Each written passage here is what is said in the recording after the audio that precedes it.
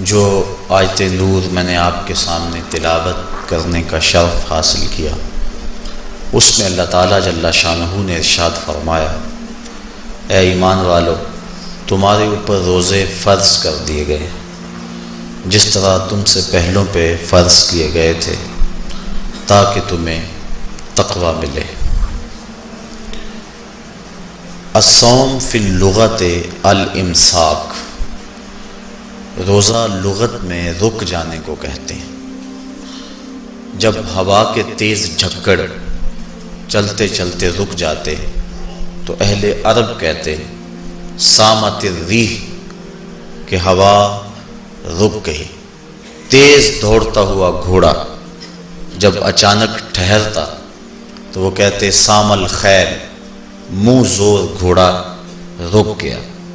تو روزے کو بھی روزہ اس لیے کہا جاتا ہے کہ نفس کا سرکش اور منہ زور گھوڑا رمضان میں رک جاتا ہے، اور جو اللہ کے حکموں کو ڈٹائی سے توڑتے ہیں رمضان میں ان کے سر بھی سجدوں میں دیکھیں۔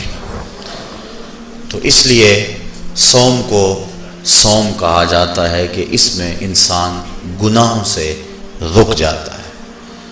شریعت اسلامیہ میں طلوع فجر ثانی سے غروب آفتاب تک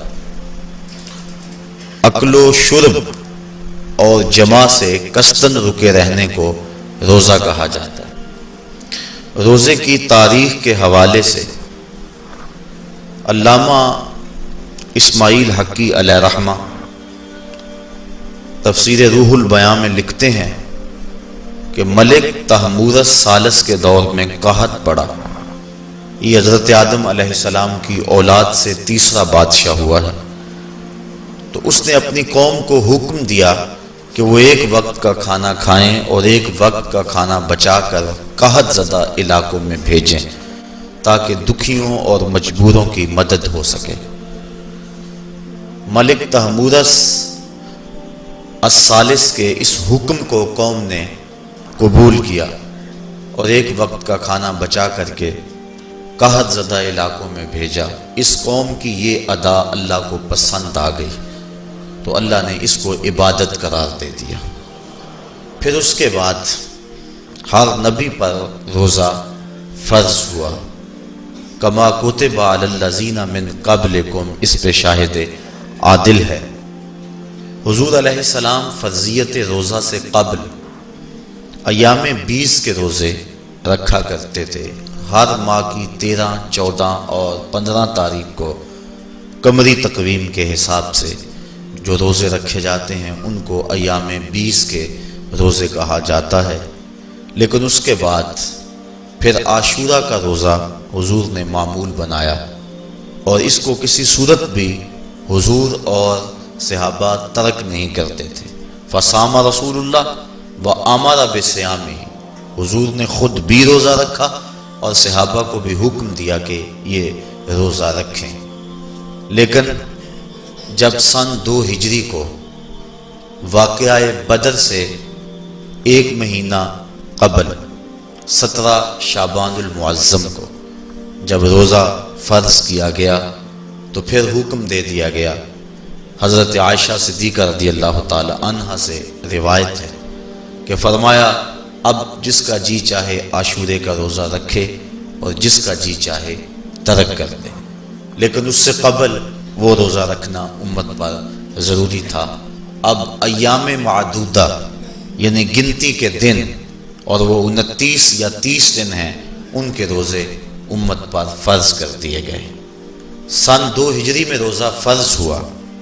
حضور نے 11 ہجری کو رمضان سے قبل ہی ربیع الاول شریف کے مہینے میں انتقال فرمایا۔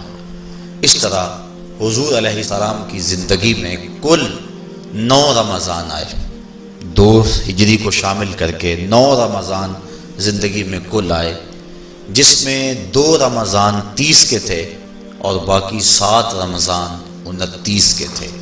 اور یہ بات ذہن میں رہے کہ روزے 29 ہوں یا 30 ہوں، اللہ ثواب 30 کا ہی عطا فرماتا۔ جس طرح کوئی شخص بھول کر کھا لے تو حدیث میں آتا اس کو اللہ نے کھلایا، اس کو اللہ نے پلایا، تو وہ اس نے کھا بھی لیا، اس نے پی بھی لیا، لیکن اس کا روزہ بھی باقی رہا۔ اس طرح اگر چاند 29 پہ نظر آ جائے تو ثواب اللہ 30 کا ہی عطا فرماتا ہے۔ یہ اس کی کرم نوازی ہے اپنے بندوں پہ۔ تو روزہ ڈھال ہے اور جہنم سے آزادی کا ایک اہم ذریعہ ہے۔ روزہ اللہ اور بندے کے مابین ایک راز ہے۔ روزہ نور ہے، ضیاء اور روشنی ہے، اور آقا کریم صلی اللہ علیہ وآلہ وسلم نے روزے کی فضیلت بیان کرتے ہوئے ارشاد فرمایا کہ ہر شے کی کوئی زکوٰۃ ہوتی ہے، انسان کے جسم کی زکوٰۃ روزہ ہے۔ اگر روزہ رکھے گا تو جسم زکوٰۃ ادا کرے گا، جس طرح زکوٰۃ سے مال پاک ہوتا ہے، روزے سے جسم پاک ہو جاتا ہے۔ اور روزہ ویسے بھی انسان کے لیے شفا کا پیام ہے۔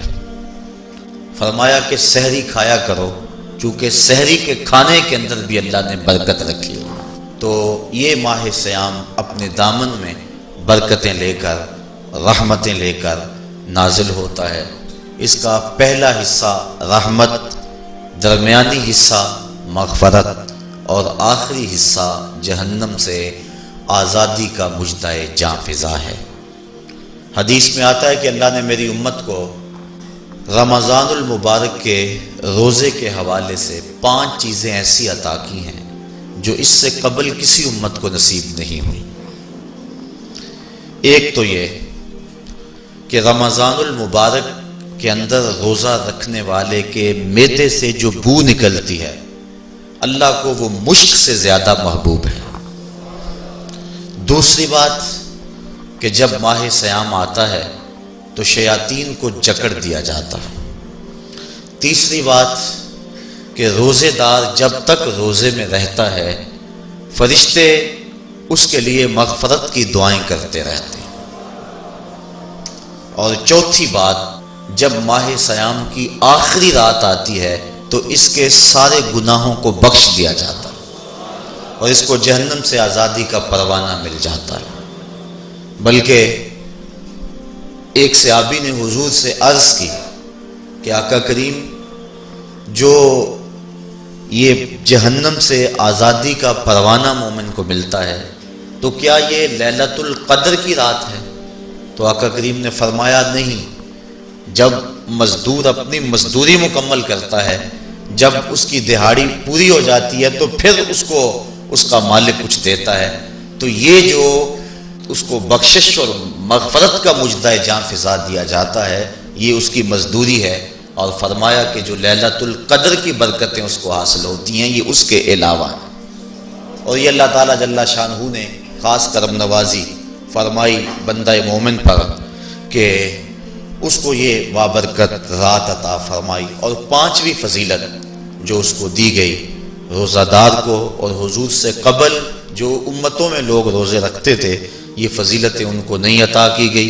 جنت کو پورا ماہ مومن کے لیے آراستہ و پیراستہ کیا جاتا ہے۔